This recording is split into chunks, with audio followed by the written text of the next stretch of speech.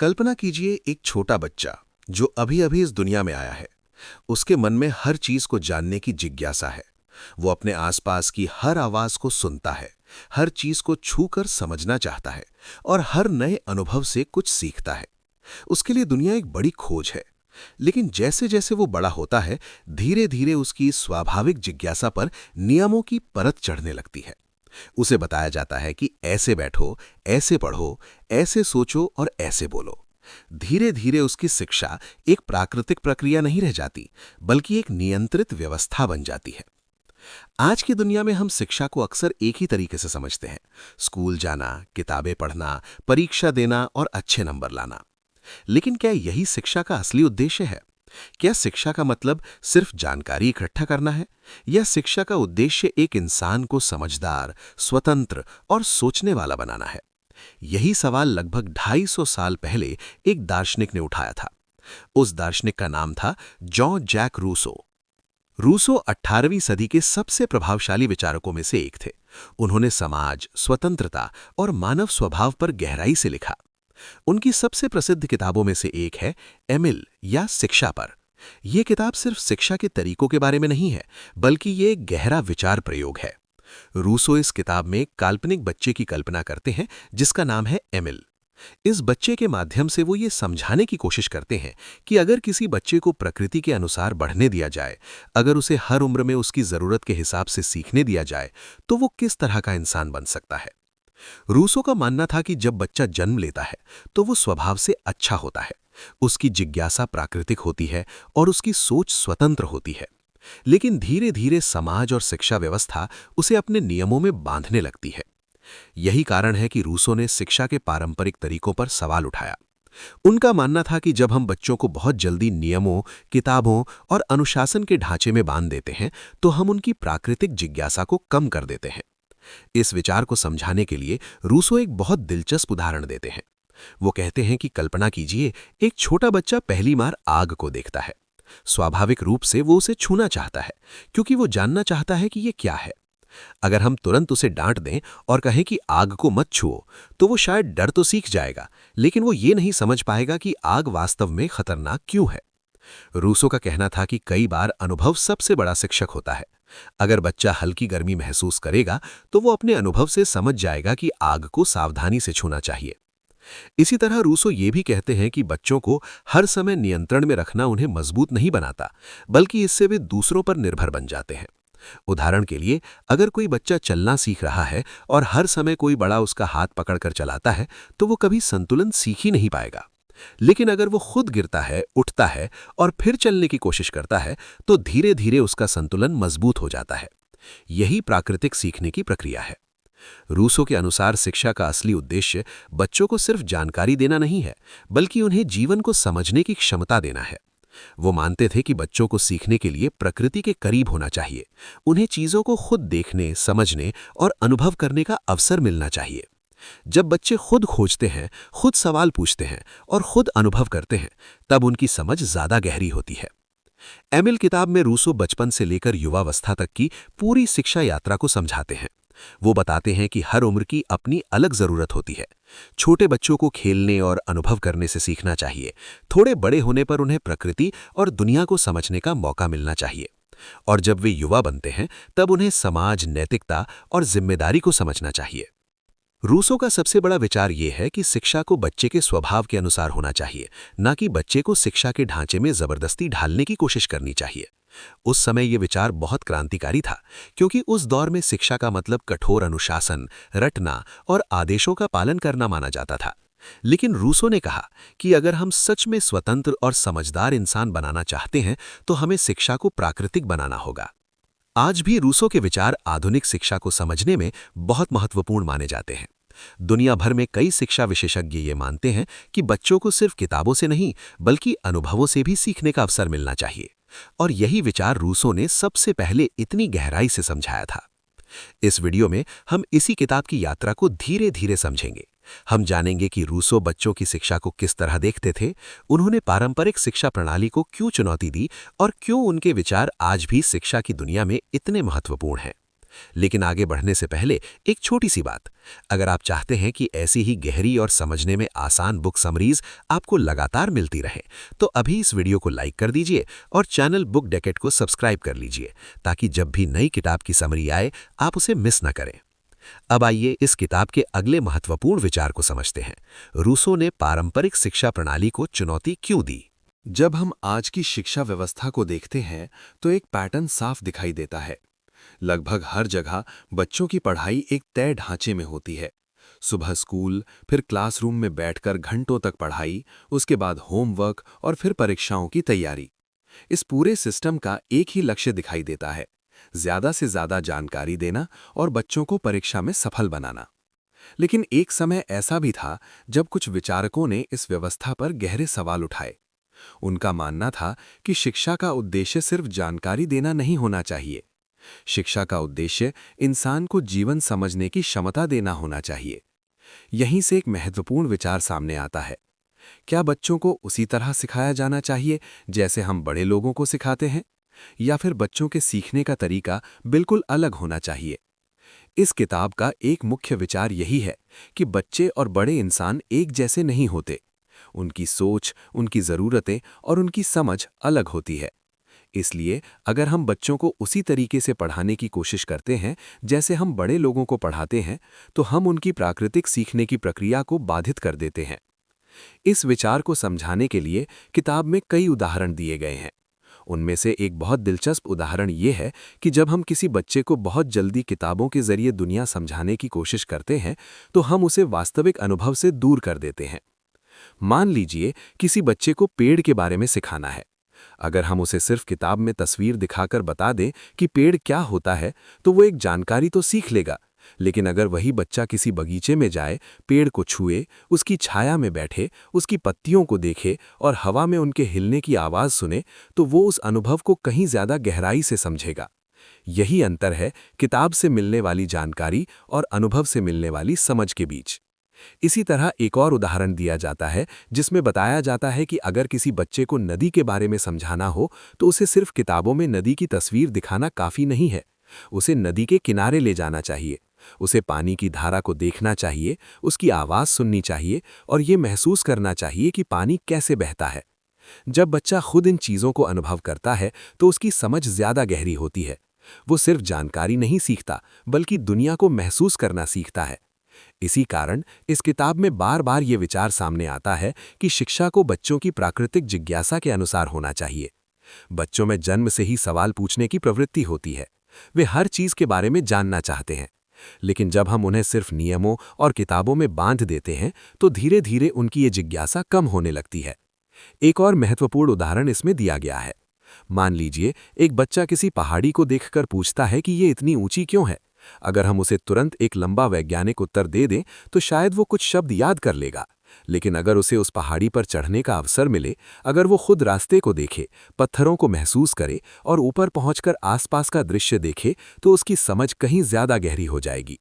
यही कारण है कि इस किताब में शिक्षा को एक यात्रा की तरह देखा गया है। ये यात्रा धीरे धीरे आगे बढ़ती है। इसमें जल्दबाजी नहीं होती।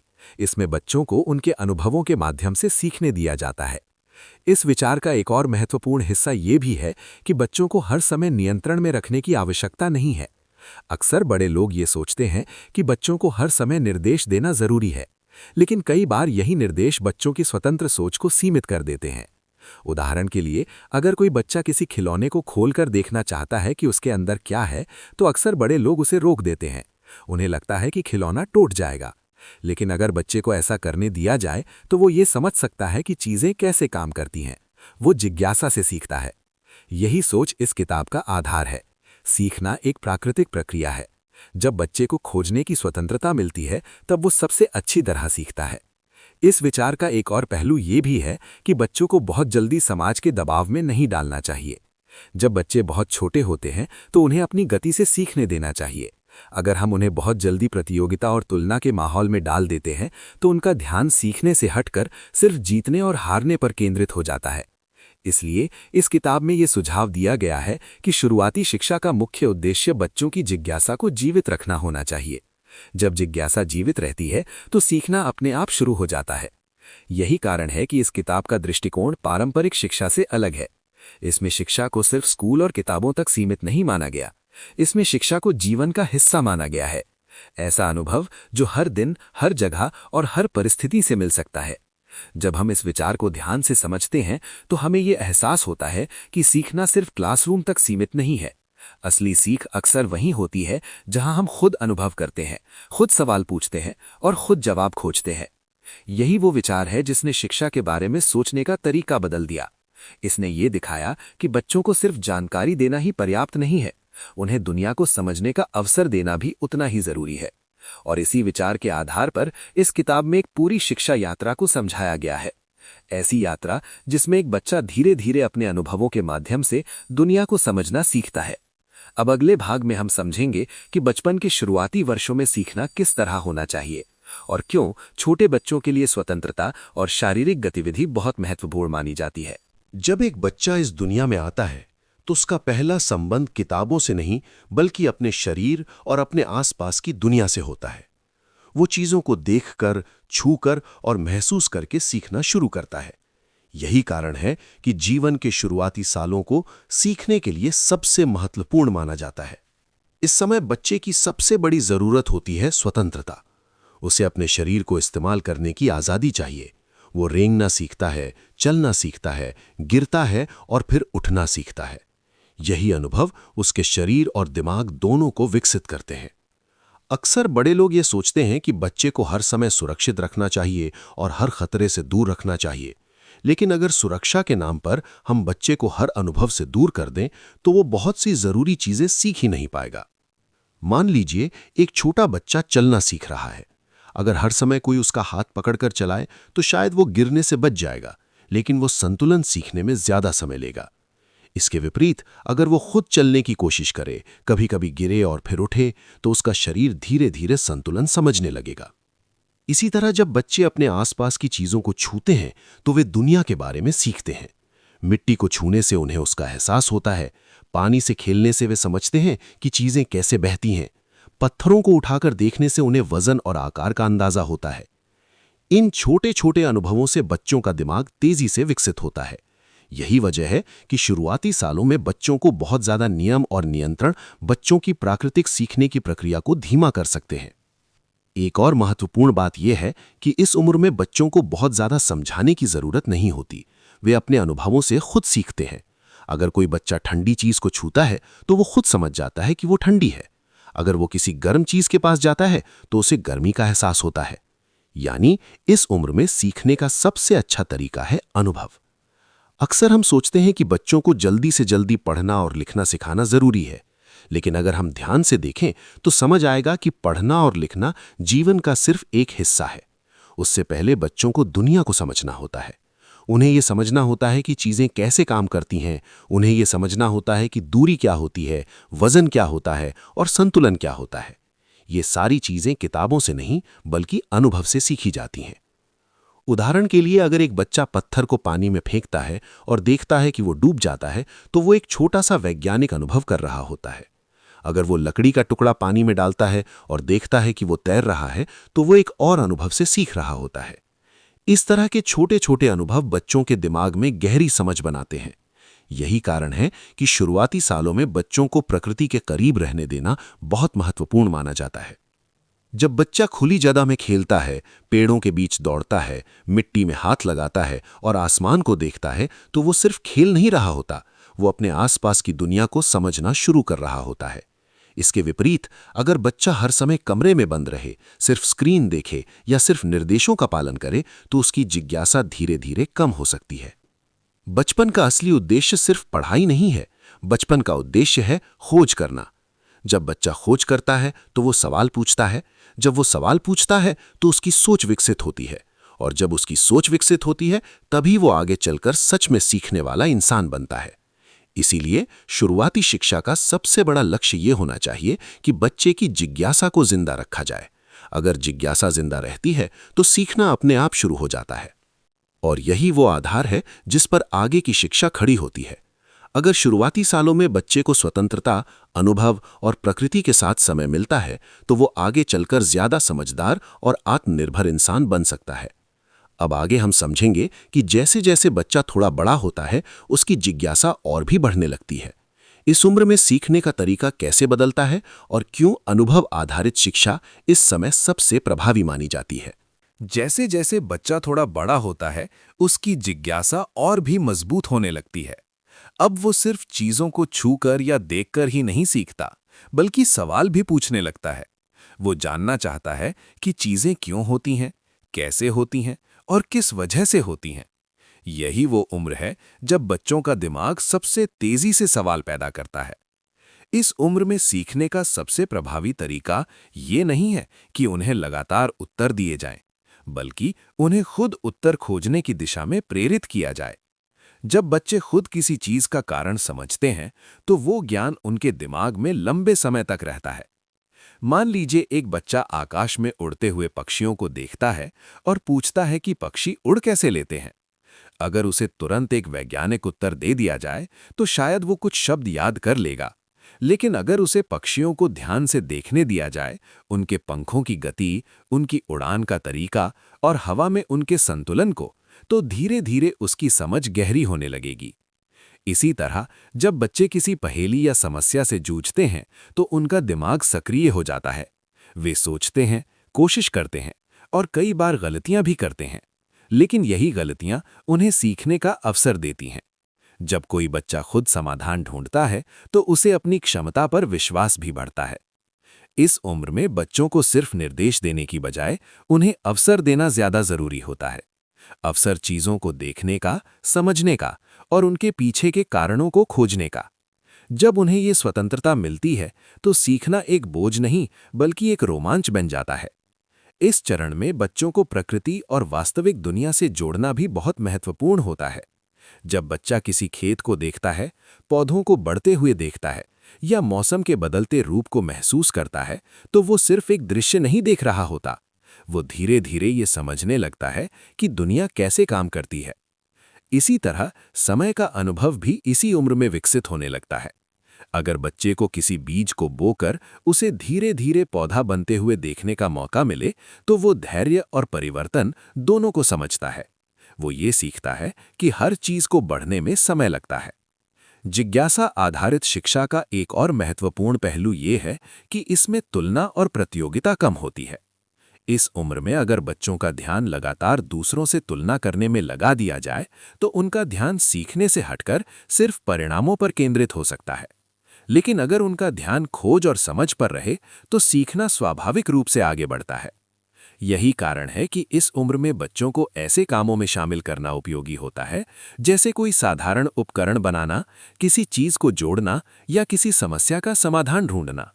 ऐसे कामों से बच्चों को ये एहसास होता है कि उनकी सोच और प्रयास का परिणाम सामने आ सकता है।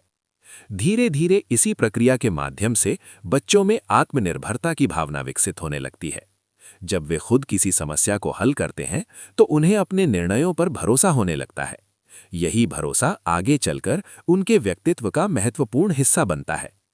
इस उम्र में एक और चीज बहुत महत्वपूर्ण होती है, धैर्य। जब बच्चे किसी काम को पूरा करने के लिए समय लेते हैं और धीरे धीरे उसका परिणाम देखते हैं, तो वो ये समझने लगते हैं कि हर चीज तुरंत नहीं मिलती। कुछ चीजों के लिए इंतजार करना पड़ता है। यही अनुभव उन्हें आगे के जीवन के लिए तैयार करता है, क्योंकि जीवन में भी कई बार परिणाम धीरे धीरे ही दिखाई देते हैं। जिज्ञासा से सीखने की ये प्रक्रिया बच्चों को सिर्फ जानकारी नहीं देती, बल्कि उन्हें सोचने की क्षमता देती है। जब बच्चा सवाल पूछना सीख जाता है, तब वो सिर्फ उत्तरों पर निर्भर नहीं रहता, वो खुद सोचने लगता है। और यही असली शिक्षा की शुरुआत होती है। अब जैसे जैसे बच्चा किशोरावस्था की ओर बढ़ता है, उसकी सोच और भी विकसित होने लगती है।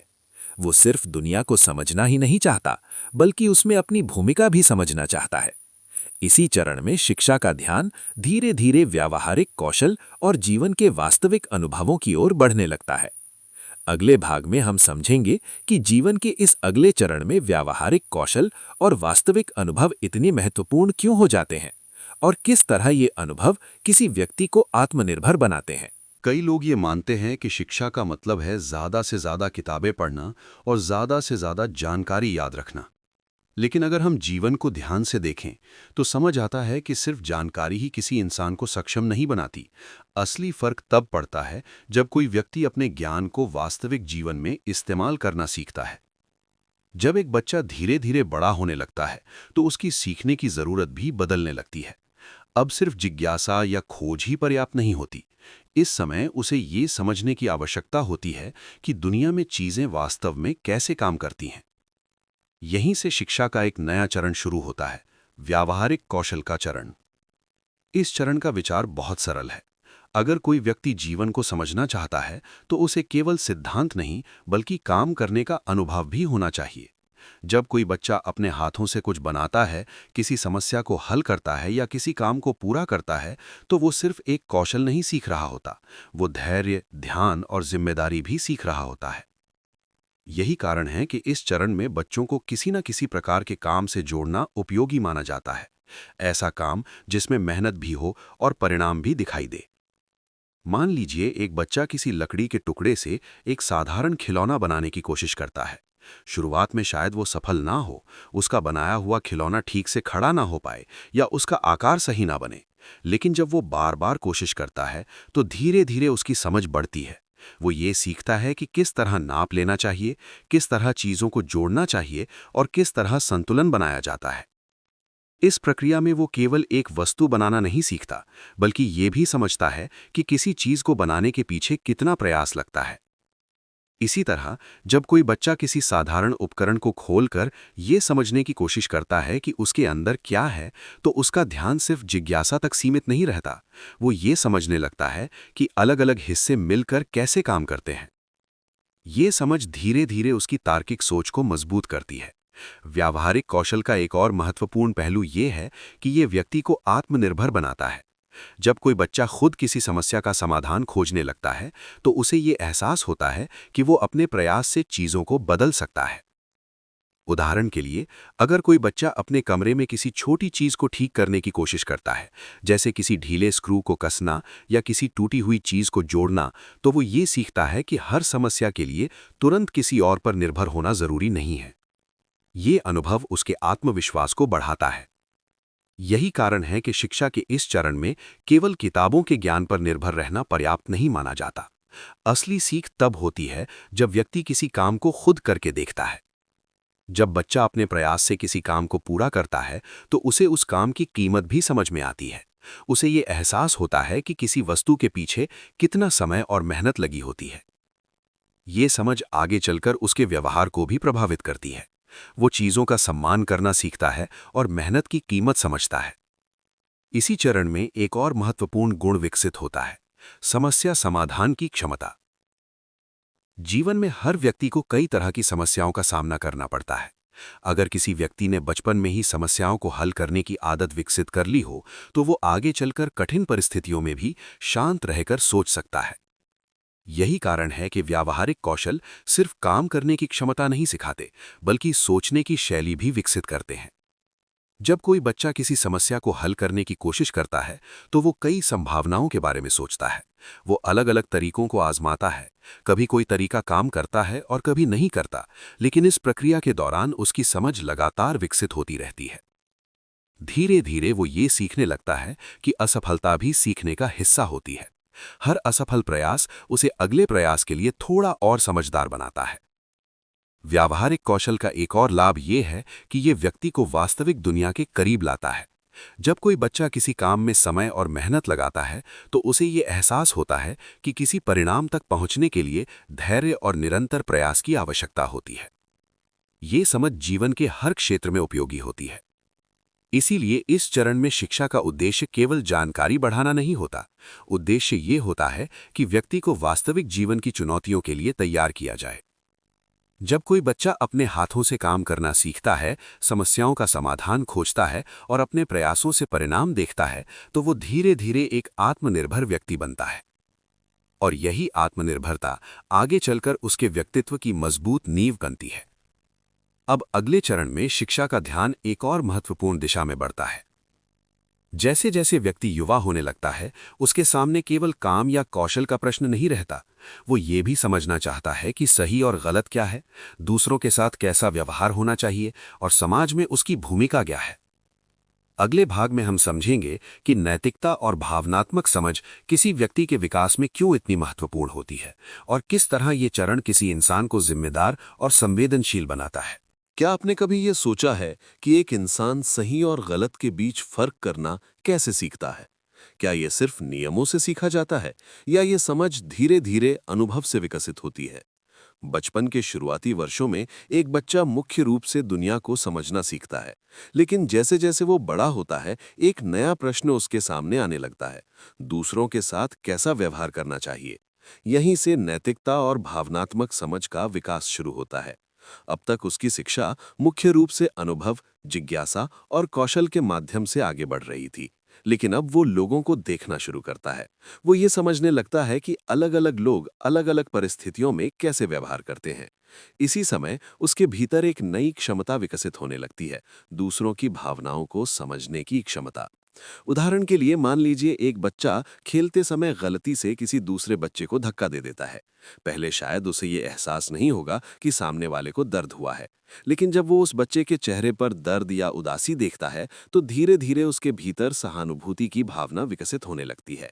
यही वो क्षण है जब नैतिक समझ की शुरुआत होती है।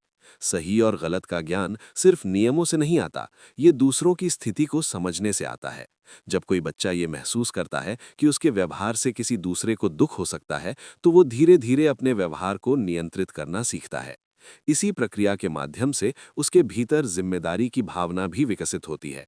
एक और दिलचस्प बात यह है कि नैतिकता अक्सर अनुभवों के माध्यम से ही मजबूत होती है। अगर किसी बच्चे को सिर्फ ये कहा जाए कि दूसरों की मदद करनी चाहिए, तो वो शायद उस बात को याद रखेगा, लेकिन अगर उसे किसी ऐसे व्यक्ति की स्थिति देखने का मौका मिले जिसे वास्तव में मदद की जरूरत है, तो उसका प्रभाव कहीं ज्यादा गहरा होता है। जब बच्चा किसी को कठिनाई में देखता है और मदद करने का अवसर मिलता है, तो वो समझता है कि सहयोग और सहानुभूति क्यों महत्वपूर्ण है। धीरे धीरे यही अनुभव उसके व्यक्तित्व का हिस्सा बनने लगते हैं।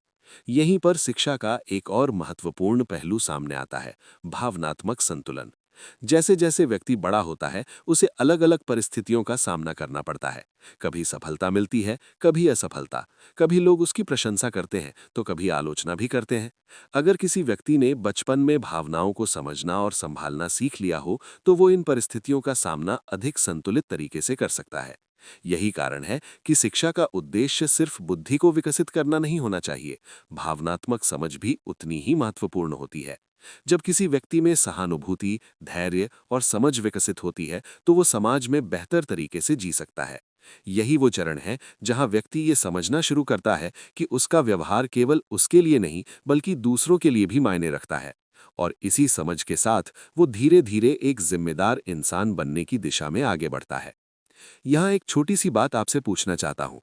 अगर आपको लगता है कि शिक्षा सिर्फ किताबों से नहीं, बल्कि जीवन को समझने से भी आती है, तो कमेंट में लिखिए रियल एजुकेशन। इससे पता चलेगा कि यहाँ कितने लोग हैं जो शिक्षा को सिर्फ नंबरों से नहीं, बल्कि समझ से जोड़कर देखते हैं।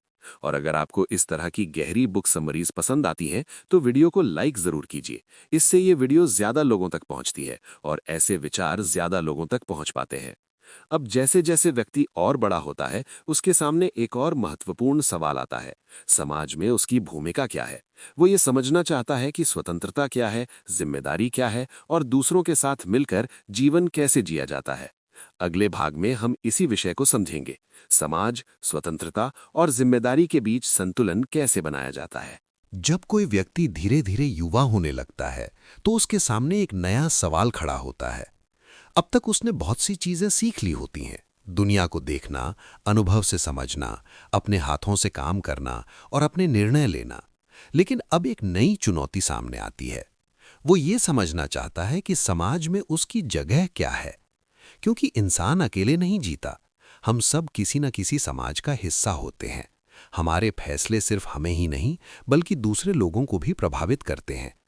यहीं से स्वतंत्रता और जिम्मेदारी के बीच संतुलन की बात सामने आती है। अक्सर लोग स्वतंत्रता को गलत तरीके से समझ लेते हैं। उन्हें लगता है कि स्वतंत्रता का मतलब है जो मन चाहे वही करना। लेकिन वास्तविक जीवन में स्वतंत्रता का अर्थ इससे कहीं ज्यादा गहरा होता है। सच्ची स्वतंत्रता तब होती है जब कोई व्यक्ति अपने फैसले सोच समझ कर लेता है और ये समझता है कि उसके फैसलों का असर दूसरों पर भी पड़ता है। उदाहरण के लिए, मान लीजिए कोई युवा व्यक्ति पहली बार अपने दम पर कोई निर्णय लेता है, जैसे किसी काम की जिम्मेदारी उठाना। अगर वो उस काम को गंभीरता से लेता है और उसे पूरा करने की कोशिश करता है, तो वो सिर्फ एक काम नहीं कर रहा होता, वो जिम्मेदारी निभाना सीख रहा होता है। धीरे धीरे यही जिम्मेदारी व्यक्ति के चरित्र का हिस्सा बन जाती है। इसी चरण में व्यक्ति दूसरों के विचारों को भी समझना शुरू करता है। बचपन में हम अक्सर चीज़ों को अपने नज़रिए से देखते हैं, लेकिन जैसे जैसे हम बड़े होते हैं, हमें ये समझ आने लगता है कि हर व्यक्ति की सोच अलग हो सकती है। किसी भी समाज में रहने के लिए ये समझ बहुत ज़रूरी होती है। जब हम दूसरों के विचारों को सुनना और समझना सीखते हैं, तभी हम सही निर्णय ले पाते हैं। यहीं पर संवाद की क्षमता भी विकसित होती है। जब लोग अपने विचार साझा करते हैं, चर्चा करते हैं और एक दूसरे की बात सुनते हैं, तब समाज आगे बढ़ता है। लेकिन अगर कोई व्यक्ति सिर्फ अपनी ही बात को सही मानता रहे, तो वो दूसरों से सीखने का अवसर खो देता है। इसलिए जीवन के इस चरण में सीखने का एक महत्वपूर्ण हिस्सा ये भी होता है कि व्यक्ति अलग अलग दृष्टिकोणों को समझना सीखे। इसी प्रक्रिया में व्यक्ति धीरे धीरे ये भी समझने लगता है कि समाज में हर काम का एक महत्व होता है। कोई व्यक्ति खेती करता है, कोई निर्माण करता है, कोई ज्ञान देता है, तो कोई और तरह से योगदान देता है। जब हम ये समझते हैं कि हर व्यक्ति का काम समाज के लिए महत्वपूर्ण है, तब हमारे अंदर दूसरों के प्रति सम्मान की भावना विकसित होती है, और यही भावना समाज को मजबूत बनाती है। इसी समय व्यक्ति ये भी समझने लगता है कि स्वतंत्रता का मतलब सिर्फ अधिकार नहीं होता। स्वतंत्रता के साथ जिम्मेदारी भी जुड़ी होती है। अगर किसी व्यक्ति को अपने फैसले लेने की आज़ादी है, तो उसे उन फैसलों के परिणाम भी स्वीकार करने होते हैं। यही परिपक्वता की पहचान होती है। जब कोई व्यक्ति अपने निर्णयों के लिए जिम्मेदारी लेने लगता है, तब वो सच में स्वतंत्र बनता है। यही वो चरण है जहां शिक्षा केवल ज्ञान या कौशल तक सीमित नहीं रहती। अब शिक्षा का उद्देश्य व्यक्ति को समाज के साथ संतुलित जीवन जीने के लिए तैयार करना होता है। धीरे धीरे व्यक्ति ये समझने लगता है कि जीवन केवल व्यक्तिगत सफलता के बारे में नहीं है। जीवन का एक महत्वपूर्ण हिस्सा ये भी है कि हम दूसरों के साथ किस तरह जुड़ते हैं और समाज में किस तरह योगदान देते हैं। ये समझ किसी भी इंसान को अधिक परिपक्व और संतुलित बनाती है। अब यहाँ मैं आपसे एक छोटा सा सवाल पूछना चाहता हूँ। आपके हिसाब से आज की दुनिया में ज़्यादा ज़रूरी क्या है? पूरी स्वतंत्रता या जिम्मेदारी के साथ स्वतंत्रता? कमेंट में लिखिए फ्रीडम या रिस्पॉन्सिबल फ्रीडम। मैं जानना चाहता हूं कि आप इस बारे में क्या सोचते हैं। अब जैसे जैसे जीवन आगे बढ़ता है, एक और महत्वपूर्ण पहलू सामने आता है, मानव संबंध। दोस्ती, विश्वास और प्रेम जैसे भावनात्मक संबंध किसी भी व्यक्ति के जीवन को गहराई से प्रभावित करते हैं। अगले भाग में हम समझेंगे कि जीवन के इस चरण में संबंधों और भावनाओं की भूमिका क्या होती है और कैसे ये अनुभव किसी व्यक्ति के चरित्र को और मजबूत बनाते हैं।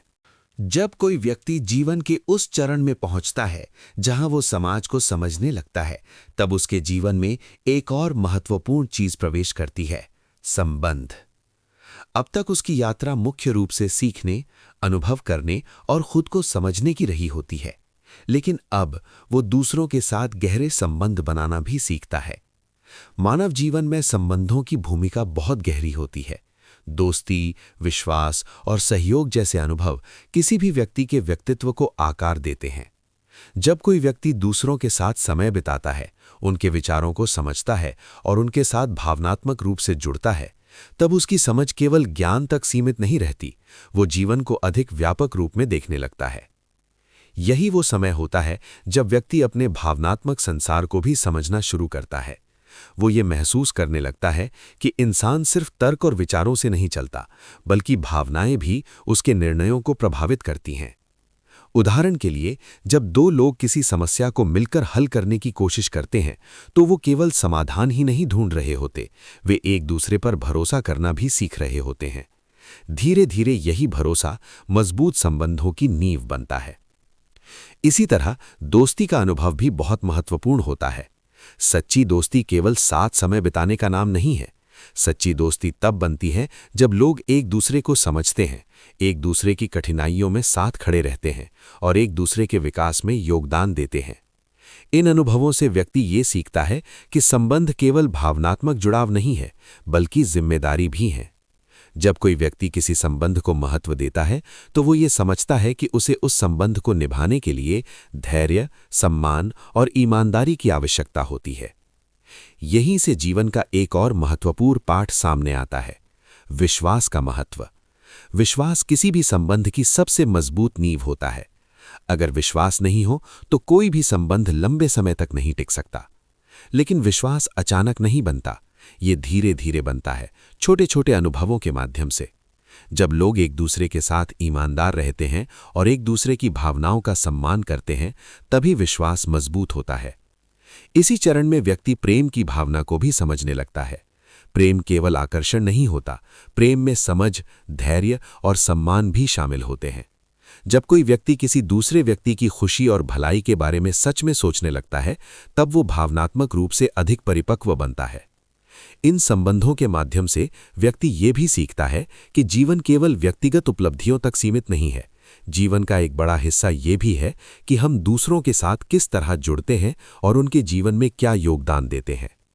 यही अनुभव किसी व्यक्ति को संवेदनशील और समझदार बनाते हैं। लेकिन यहाँ एक दिलचस्प बात यह है कि संबंध केवल खुशी ही नहीं देते। कभी कभी संबंधों में गलतफहमियां भी होती हैं, मतभेद भी होते हैं और कठिन परिस्थितियां भी आती हैं। लेकिन यही परिस्थितियां व्यक्ति को धैर्य और समझ सिखाती हैं।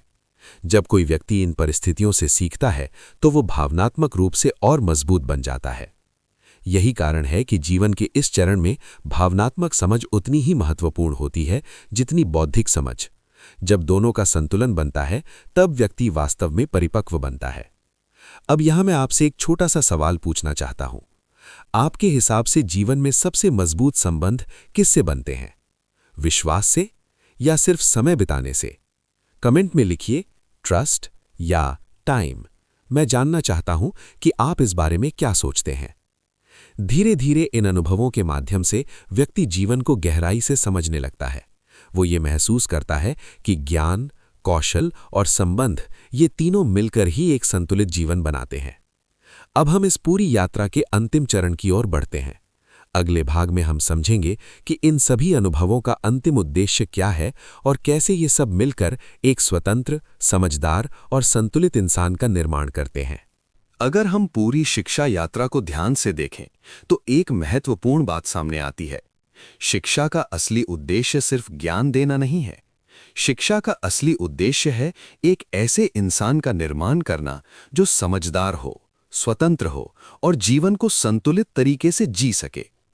जीवन की शुरुआत में व्यक्ति दुनिया को देखना सीखता है, फिर वो अनुभवों से सीखता है, अपने हाथों से काम करना सीखता है, दूसरों के साथ संबंध बनाना सीखता है और धीरे धीरे समाज को समझने लगता है। इन सभी चरणों का एक ही उद्देश्य होता है, व्यक्ति को स्वयं सोचने योग्य बनाना। जब कोई व्यक्ति खुद सोचने लगता है, तब वो सिर्फ दूसरों के विचारों का पालन नहीं करता, वो परिस्थितियों को समझता है और अपने निर्णय खुद लेने की क्षमता विकसित करता है। यही वास्तविक स्वतंत्रता की शुरुआत होती है। लेकिन यहाँ एक महत्वपूर्ण संतुलन भी जरूरी है। केवल स्वतंत्रता ही पर्याप्त नहीं होती। अगर स्वतंत्रता के साथ समझ और जिम्मेदारी ना हो तो वो व्यक्ति को भ्रम में भी डाल सकती है। इसलिए शिक्षा का अंतिम उद्देश्य ये होना चाहिए कि व्यक्ति स्वतंत्र तो हो, लेकिन साथ ही समझदार भी हो। जब किसी व्यक्ति में ये संतुलन विकसित हो जाता है, तब वो अपने जीवन के फैसले अधिक स्पष्टता से लेने लगता है। वो दूसरों की नकल करने की बजाय अपनी सोच के आधार पर निर्णय लेने लगता है। यही वो बिंदु है जहां शिक्षा का प्रभाव सबसे स्पष्ट दिखाई देता है। ऐसा व्यक्ति परिस्थितियों से डरता नहीं है, वो नई चीजों को सीखने के लिए तैयार रहता है। अगर उसे किसी समस्या का सामना करना पड़ता है तो वो उसे समझने और हल करने की कोशिश करता है। यही सोच किसी इंसान को मजबूत बनाती है। धीरे धीरे वो ये भी समझने लगता है कि जीवन केवल व्यक्तिगत उपलब्धियों तक सीमित नहीं है। जीवन का एक बड़ा हिस्सा ये भी है कि हम समाज में किस तरह योगदान देते हैं। जब कोई व्यक्ति अपने ज्ञान और अनुभव का उपयोग दूसरों के लिए भी करता है, तब उसका जीवन अधिक अर्थपूर्ण बन जाता है। यही वो स्थिति होती है जहां व्यक्ति केवल सफल नहीं होता, बल्कि उपयोगी भी बनता है। एक संतुलित व्यक्ति वही होता है जो अपने जीवन को समझदारी से जीता है और साथ ही दूसरों के जीवन पर सकारात्मक प्रभाव भी डालता है। और शायद यही शिक्षा की सबसे बड़ी सफलता है। यहाँ एक छोटा सा सवाल आपसे भी पूछना चाहता हूँ। आपके हिसाब से किसी इंसान को सच में मजबूत क्या बनाता है? ज्ञान या अनुभव और समझ का संतुलन? कमेंट में लिखिए, नॉलेज या विजडम। मैं जानना चाहता हूं कि आप क्या सोचते हैं, क्योंकि कई बार हम जीवन में बहुत सारी जानकारी तो इकट्ठा कर लेते हैं, लेकिन असली समझ अनुभव और चिंतन से ही आती है। और जब ये समझ विकसित हो जाती है, तब व्यक्ति केवल सीखता ही नहीं, बल्कि जीवन को गहराई से समझने लगता है। अब इस पूरी यात्रा को समेटने का समय आ गया है। अगले और अंतिम भाग में हम इस पूरी शिक्षा यात्रा का सार समझेंगे और देखेंगे कि इन विचारों से आज के समय में हम क्या सीख सकते हैं। अगर हम इस पूरी यात्रा को शुरुआत से अंत तक देखें तो एक बहुत महत्वपूर्ण बात समझ आती है। शिक्षा केवल किताबों, स्कूलों और परीक्षाओं तक सीमित नहीं है। शिक्षा एक प्रक्रिया है, ऐसी प्रक्रिया जो इंसान को धीरे धीरे जीवन को समझने के लिए तैयार करती है। जीवन के शुरुआती चरण में एक बच्चा दुनिया को देखना सीखता है। वो अनुभव करता है, सवाल पूछता है और अपनी जिज्ञासा के माध्यम से सीखता है। यही जिज्ञासा उसकी सीखने की नींव बनती है। इसके बाद वो अपने अनुभवों से समझ विकसित करता है। वो ये सीखता है कि चीज़ें कैसे काम करती हैं, समस्याओं का समाधान कैसे खोजा जाता है और अपने प्रयासों से परिणाम कैसे हासिल किए जाते हैं। फिर जीवन का एक और महत्वपूर्ण चरण आता है, जहां वो दूसरों के साथ संबंध बनाना सीखता है। वो समझता है कि इंसान केवल अपने लिए नहीं जीता, उसका व्यवहार, उसके निर्णय और उसके कार्य समाज को भी प्रभावित करते हैं। धीरे धीरे इन सभी अनुभवों के माध्यम से एक व्यक्ति के अंदर संतुलन विकसित होता है। वो सोचने लगता है, समझने लगता है और अपने निर्णय खुद लेने की क्षमता विकसित करता है। यही असली शिक्षा का उद्देश्य है। शिक्षा का उद्देश्य केवल जानकारी देना नहीं है। शिक्षा का उद्देश्य है एक ऐसे इंसान का निर्माण करना जो स्वतंत्र सोच रखता हो, जो जीवन को समझता हो और जो अपने निर्णय जिम्मेदारी के साथ ले सके। अगर किसी व्यक्ति के पास बहुत सारी जानकारी है, लेकिन वो जीवन को समझ नहीं पाता, तो वो ज्ञान अधूरा रह जाता है। लेकिन अगर किसी व्यक्ति में समझ, संतुलन और अनुभव का मेल हो, तो वही व्यक्ति वास्तव में शिक्षित कहलाता है। आज के समय में जब हम शिक्षा के बारे में सोचते हैं, तो अक्सर हमारा ध्यान सिर्फ अंकों और डिग्रियों पर चला जाता है। लेकिन अगर हम गहराई से सोचें, तो समझ आता है कि असली शिक्षा केवल डिग्री नहीं देती। असली शिक्षा इंसान को बेहतर बनाती है। वो उसे ये सिखाती है कि कैसे सोचना है, कैसे समझना है और कैसे जीवन को संतुलित तरीके से जीना है। यही इस पूरी यात्रा की सबसे बड़ी सीख है। अब मैं आपसे एक आखिरी सवाल पूछना चाहता हूं। आपके हिसाब से असली शिक्षा क्या है? क्या वो सिर्फ स्कूल और किताबों से मिलती है, या फिर जीवन के अनुभव भी उतने ही महत्वपूर्ण होते हैं? कमेंट में लिखिए, रियल एजुकेशन, अगर आपको लगता है कि असली शिक्षा जीवन को समझने से आती है। मैं आपके विचार जरूर पढ़ना चाहूंगा। और अगर आपको इस तरह की गहरी और आसान बुक समरीज पसंद आती हैं, तो वीडियो को लाइक ज़रूर कीजिए और चैनल बुक डेकेड को सब्सक्राइब कर लीजिए, ताकि आने वाली और भी पावरफुल किताबों के आइडियाज़ आप तक पहुंचते रहें। क्योंकि कई बार एक अच्छी किताब का एक विचार भी हमारी सोच बदल सकता है, और जब सोच बदलती है तो जीवन भी धीरे धीरे बदलने लगता है।